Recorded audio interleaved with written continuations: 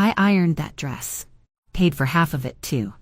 I remember watching her walk into the room, graceful, glowing, the kind of woman I hoped she'd grow to be. For a moment I thought she might look my way and smile. I thought maybe all the years would gather in her eyes, and she'd see me. Really see me. But when she stood up to speak, lifted her glass so confidently, she didn't even glance in my direction. Her words came like a cold slap across a warm table. She said, clear as day, she's not my mother. She's just my dad's wife. And they laughed. Not everyone, but enough of them. That kind of laughter cuts. It curls around your ribs and stays there. I didn't say a word. I just sat there with my hands in my lap, wondering when exactly I stopped being someone worth acknowledging. I know you didn't come here by accident. Maybe you were just scrolling, maybe someone sent this to you, or maybe something in that one sentence, that she erased me in front of everyone, felt a little too familiar. And if it did, I want to thank you for staying. I don't know where you are, or what kind of table you once set, but if you've ever poured your time, your care, your whole self into someone, only to be treated like a stranger when it mattered most, then I want you to know. I see you. I really do. Sometimes the people we love forget us not because we weren't good enough, but because they never learned how to carry the weight of everything we gave them. And when they finally put it down, we're the ones left holding the silence. So if you're still here, still listening, I'd love to know where you're watching from. Maybe it's late where you are. Maybe you're in your kitchen, or sitting alone like I was that night, wondering if you mattered as much as you thought. You did. You still do. And if you've ever walked away from a room where your name was left out on purpose, where your love was treated like it never counted, I want you to tell me about it. Share it. Right here. I'll be reading, and I'll be listening, because sometimes the only thing more healing than telling the truth is knowing you're not the only one who's lived it. She was 7 when I first met her, knees always scraped, hair always in some kind of soft, stubborn tangle. The kind of little girl who didn't say much at first but watched everything. Her father and I hadn't been married long when I came into their lives. Her mother had been gone for a while by then, off chasing whatever she thought was more important, leaving a quiet house and a child who didn't ask for any of it. I didn't come in with a plan.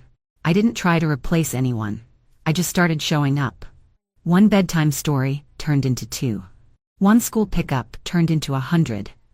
There were science projects on the kitchen table, tears wiped off cheeks after a bad dream, and tiny drawings taped to the fridge with shaky letters spelling out, I love you. The first time she called me Mom, we were sitting on the back steps after her first recital. She had forgotten half the steps and cried all the way home. I wrapped her in a blanket, sat beside her, and told her how proud I was anyway. And then, through sniffles, she said it. Soft and unsure, like she was testing the sound of it in her mouth. I didn't correct her. I didn't freeze. I just smiled and said, I love you too. Her father, he was gentle, always was, kind to a fault. But where I was firm, he was quiet. He hated conflict, always choosing peace over truth, even if it meant ignoring what was happening right in front of him. And for a long time, I thought we were doing all right. Our little family wasn't perfect, but it was steady, and it was warm. I figured, as long as I kept giving more time, more care, more of myself, everything would hold. But love, as I came to learn, doesn't always earn you a seat at the table. You can fill someone's world for years and still find yourself left outside the door when the guest list is made. I told myself, for too long, that love would be enough. That showing up, day after day, would count for something. But it's not always about what you give. Sometimes, it's about what they're willing or unwilling to remember. 15 is a tricky age for anyone, I suppose, but for her, it was the beginning of something I wasn't prepared for. It started small, so small I almost missed it. She stopped sitting with me during shows we used to watch together. Her answers got shorter, her smile less certain. I thought maybe it was just part of growing up, pulling away a little, making space for her own thoughts, her own identity. But then the phone calls started, quiet ones, behind closed doors, the kind where she'd come out of her room with a look on her face like someone had just handed her a brand new version of herself. Her biological mother had reappeared. Out of nowhere, she came back into her life with perfume and promises, expensive shoes and weekend plans. She was saying all the right things at just the right time. I remember watching her walk out the door one Friday evening, suitcase in hand, hair done, cheeks glowing from excitement. She didn't even glance back. And when she came home, she brought stories that didn't include me, laughter that I couldn't follow, and inside jokes I wasn't meant to understand. I started to feel like a guest in my own kitchen. My opinion didn't matter as much. My voice didn't carry the same weight. I'd suggest a meal, and she'd wrinkle her nose. I'd offer to drive her somewhere, and she'd already have a ride. Her father, always trying to keep things peaceful, told me not to take it personally. "She's just figuring things out," he said. "She'll come back around." But I wasn't sure, because when someone starts pulling away slowly, it's not always about distance. Sometimes it's about deletion. It wasn't overnight. It was gradual, quiet, like watching a photo frame you've loved for years slowly shift out of place. Then one day it's gone, and no one even mentions it. I didn't fight it. I didn't cry. I just kept showing up, kept making her favorite meals, kept folding her laundry just the way she liked, kept asking about her day, even when I knew the answers would be short and distracted. I convinced myself that if I stayed kind, if I stayed consistent, eventually the tide would roll back in. But tides don't always return to the same shore.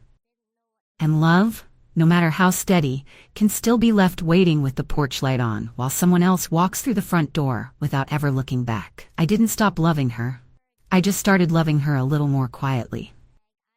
When the wedding planning started, I let myself hope. Just a little. I told myself it could be a new chapter, a chance to stand beside her during one of the biggest moments of her life, not just as a figure in the background, but as someone who mattered. I imagined holding her hand while she looked at dresses, talking late into the evening about color swatches and centerpieces, watching her face light up over little details. I imagined hearing her say, even once, "I want you there." But that moment never came. The first I heard of her choosing a dress was through a photo she posted, all smiles with her mother on one side and her best friend on the other. I stared at that photo for a long time, not out of jealousy, not even anger, but out of something quieter, an ache. The kind that doesn't shout, but hums under your ribs and follows you around all day. I told myself it was fine. I'd be there for the cake tasting maybe. But that came and went too. I wasn't asked for my opinion or even if I had any allergies. I offered to help. I offered more than once. She smiled politely, told me everything was handled, and then changed the subject like I hadn't spoken at all. What truly opened my eyes, though, was the program. She had left it lying on the kitchen table one afternoon. I picked it up, curious, and as I turned each page, I realized I wasn't in it. Not even a mention. Her mother was listed right beside her father, of course, with a lovely quote beneath their names. But me? Nothing. Not even a stepmother title. Not even a line tucked in at the bottom. I was invisible. I had to close it quickly, before she walked back in and saw the way my hands had started to shake. I thought maybe I was overthinking it, maybe it was just an oversight, until the rehearsal dinner was brought up in passing. Everyone already knew the time, the place, the plan. I hadn't even been told where it was. I had to ask. Her father gave me the address, almost as an afterthought, like someone remembering to invite the neighbor at the last minute. I helped pay for that dress, the very one she wore when she stood and erased me with a sentence. I remember holding my breath as I transferred the money, thinking how beautiful she'd look in it, and how proud I'd feel seeing her walk in something we picked together. But there was no we. There was only her mother, her circle. I was not even on the edge of it. It felt like being erased, not all at once, but in the careful way a name is rubbed off a chalkboard, slow, steady, intentional. Every memory I carried, every effort I made, every moment I thought we shared was suddenly weightless, unmentioned, unwanted, like I'd never been there, like none of it counted. And still, I told myself to go. I told myself to smile. Because sometimes when you've loved someone long enough, you convince yourself that being near them, even in silence, is better than being left behind entirely. But that kind of silence doesn't bring peace. It brings something else. Something colder. A realization that no matter how much of your heart you give, Some people will still look you in the face and pretend they've never seen you before. I arrived at the rehearsal dinner a few minutes early, hoping to find a quiet seat in the back before the crowd filled in. I kept my head low, greeted who I had to, smiled when it felt necessary, but mostly, I stayed close to the edge of the room. Everyone looked so sure of their place, like they had known each other for years. Like I was the only one still trying to figure out where I was supposed to stand. I watched her walk past me 3 times that night, without a glance. Not once did she meet my eyes. And even though I told myself I was used to it by now, something about being ignored that openly, it settles in your chest like stone. I was standing near the back wall, trying to stay out of the caterer's way, when a young woman in a crisp black apron brushed past with a tray of glasses. She paused for just a second, then turned to look at me. I thought maybe I was in her way, so I started to move aside. But she stopped me with a question. Soft, curious, with none of the stiffness everyone else had used around me. She said, "You're her mother, right?" And for a second, I didn't know how to answer. I looked at her, startled, and before I could say anything, she added, "She talks about how you used to read Little Women out loud, said you'd do all the voices." I don't know what it was about those words, but they cracked something open in me. Maybe because I hadn't heard anyone refer to me that way in years, not without a qualifier, not with any warmth. Just those few words, "You're her mother," spoken so simply by someone who didn't owe me a thing, and it brought a lump to my throat I had to swallow quickly. I nodded, barely able to get the word out.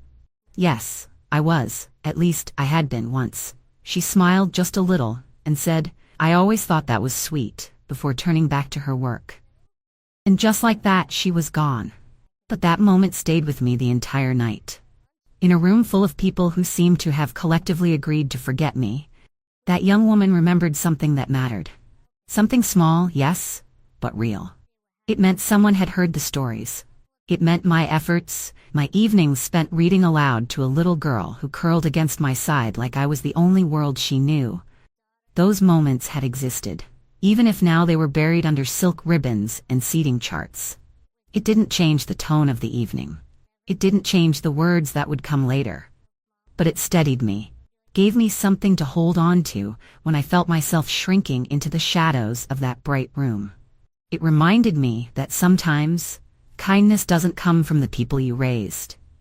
Sometimes, it comes from someone holding a tray of glasses, looking at you with eyes that still see your place, even when everyone else pretends you were never there. I kept telling myself to breathe through it, to sit with grace, to not let the ache in my chest show on my face. The rehearsal dinner was in full swing.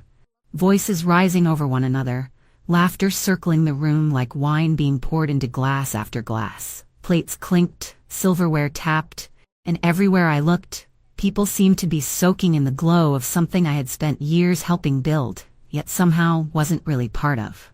I folded my hands in my lap and watched from my corner, holding my smile like a weight I was too proud to set down. I could see her at the other end of the long table, radiant in a soft blue dress that complemented the flowers around her. Her father sat beside her, glowing with pride. His arm draped loosely over the back of her chair, laughing at something someone whispered. No one noticed I hadn't been included in the introductions. No one noticed I hadn't spoken a word all evening. Then she stood. Just like that. She rose with the kind of confidence I used to tell her to believe in. The room quieted. Everyone turned to listen. Her glass was lifted in one hand, her other resting gently at her side. For a moment, I thought maybe, just maybe, there would be a mention, a soft line tucked between the others, something small, something kind. She began, "I want to thank my real family." Her voice was clear, her smile wide. "My mom, who couldn't be here, but who I love dearly." She paused for applause. Several guests clapped. I didn't move, I just looked down at my plate. Then came, and of course my dad, who's always been there for me. Another pause. Another round of nods and smiles. Then her eyes flicked toward me. Not warmly. Not with love. Just briefly, like she had rehearsed this moment and knew it needed to happen before she moved on. "And to my dad's wife," she said, her tone even, her smile still there, but thinner now. "Thanks for coming." Someone near the middle of the table let out a laugh. Not a belly laugh, not a surprised chuckle. No, this was sharp, biting, deliberate. It cut through the room like a blade, and nobody stopped them. No one looked shocked, some even smiled. I sat frozen in my chair, unsure what part of me she had just reached in and taken with that line. It wasn't the words alone. It was the finality of it. The way she had drawn a line between us, in front of everyone, and made sure I stayed on the other side. I wasn't her mother. I was her dad's wife. A guest at a dinner I helped fund, at a table I helped set, in a life I had helped build. I looked around the room. People were sipping their wine, nodding along, whispering. Nobody came to my side. Nobody looked my way with concern. I had never felt so surrounded and so entirely alone. My hands stayed folded, my mouth tight. I didn't cry. I didn't blink too fast. I just let the room tilt slowly, like the world had shifted an inch, and now nothing fit quite the way it used to. And I knew, right then, that no matter what I had done, no matter how many years I had spent reading stories, tying shoelaces, sitting in school offices, waiting outside dance rehearsals with snacks and water bottles, none of it had earned me a place in the family she wanted to show off that night. I was no more than a seat filler in the story she told. But even as my heart sank, something else started to rise quietly inside me. Not rage, not bitterness. Just something calm and steady and done. A realization that I didn't have to keep begging for space in a world where I was only welcome when it was convenient. And that maybe, sometimes, the only real power you have left is the moment you decide to leave the table altogether. I sat there a little while longer, long enough to let them forget I was even still in the room. The dinner carried on around me, full of noise and music and little toasts clinking here and there. I watched her laugh with her friends, lean into her father's shoulder, toss her hair back like someone who believed the night belonged only to her. And maybe it did. Maybe she had decided that her joy came with the cost of pretending I had never mattered. But even then, even after all of it, I didn't let myself break open in that chair. I stayed composed, steady, as if my stillness might be the only form of dignity I had left. I reached for my purse quietly, the way one might reach for their coat at the end of a long, disappointing play. No drama, no tears, just quiet motion with meaning behind every step. Inside, tucked safely in the lining, was a small box, nothing extravagant, just a square package wrapped in pale gold paper, ribbon tied once around with care. I had planned to give it to her after the toast. Back when I still believed there might be a toast for me too. It wasn't a gift meant to impress. It wasn't jewelry or money or something to flash for photos. It was practical, thoughtful. I had paid months in advance for the honeymoon suite at a quiet resort near the coast. It had a view of the water, warm lights, and a private balcony where I imagined she and her new husband would drink coffee in the morning and smile at how far they'd come. I booked it early. I booked it proudly. I was proud then. But as I walked past the rows of tables, I felt the weight of that box in my hand in a new way. Not like something I was giving, but something I was releasing. I stepped up to the edge of the gift table. No one noticed me. Not a single head turned. And I placed it down gently, right between the carefully wrapped boxes from her bridal registry. Not marked special. Not crying out for attention. Just there, just enough. Inside that box was the envelope. The booking confirmation with one change added that morning. Cancelled. Along with a handwritten note, no longer folded, placed flat against the top so she wouldn't miss it. My handwriting still steady, still neat, still mine. It said, "This mother may not be by blood, but she knew when to walk away with dignity, enjoy the wedding, without me." I didn't look back. I didn't say goodbye. I didn't wait for anyone to notice I was gone. That night, I didn't take the high road. I didn't take the low one either. I took the quiet road, the kind that doesn't need an audience or an applause. The kind you take when you've given all you can and finally understand the only gift left worth offering is your absence. The next morning, I woke up before the sun. I hadn't slept much, but I didn't feel tired. There was a strange quiet in the air, the kind that settles over you after something final has happened, like your body understands before your mind does, that there's no need to rush anymore, no need to rehearse the things you'll never get the chance to say. I stood by the window for a while, watching the light stretch across the lawn, slow and golden. It was peaceful in a way the night before hadn't been. Not because everything was fixed, but because I had finally stopped trying to fix what clearly didn't want to be held together. I made tea, the same way I always do, and let it steep while I sat down at the table and listened to the stillness. There were no texts on my phone, no missed calls, no one wondering where I was. I didn't expect any, and I didn't need them. I had already said what I needed to say, not out loud, but in the only way that still felt honest, by leaving. I didn't see her open the box. I wasn't there for the moment she pulled off the ribbon or peeled back the soft gold paper. I didn't see her face when she realized the honeymoon suite was no longer waiting, no longer part of the dream she had built on other people's backs. But I know she opened it. I know she read the note. I know because the silence that followed said more than any words could have. The note was written on plain paper. Not a card. Not fancy. Just simple and clear. I had folded it neatly, placed it on top of the cancellation form, and left it where she couldn't miss it. And I know, as surely as I know the shape of her voice, that she read every single word. This mother may not be by blood, but she knew when to walk away with dignity, enjoy the wedding, without me. That's all it said. No anger. No plea for understanding. Just truth. Clean, quiet truth. I imagine the room went still when she opened it. I imagine the laughter stopped, the small talk faded, and for a moment, the people around her didn't know what to say. Maybe someone tried to comfort her. Maybe her father asked what was wrong. Maybe she folded the paper quickly and tucked it under a gift bag, hoping no one else had read it. But the thing about truth is, it lingers.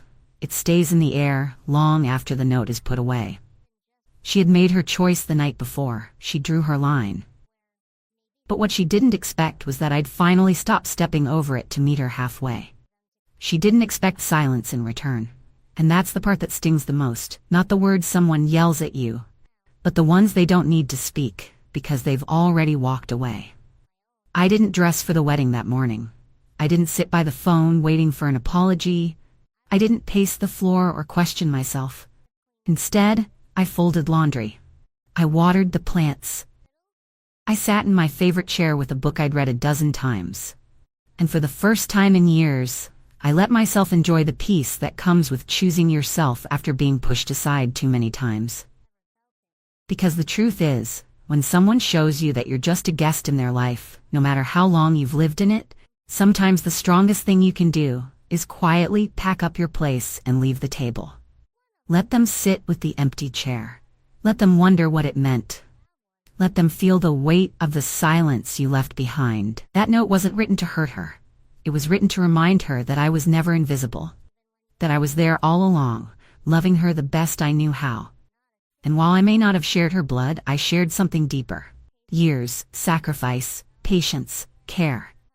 She may have forgotten that, but I hadn't, and I wasn't going to spend one more day pretending I was the one who needed to prove my place.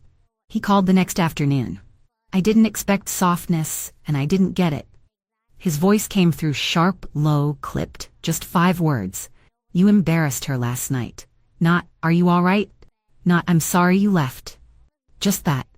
I let the silence stretch a moment before I said, calm and steady, no, she did that herself. I just left before the last line. He didn't like that. I could hear it in the way he paused, like he was trying to figure out what to say next without setting me off. That's always been his way. Peace over truth, even if it costs someone else their dignity.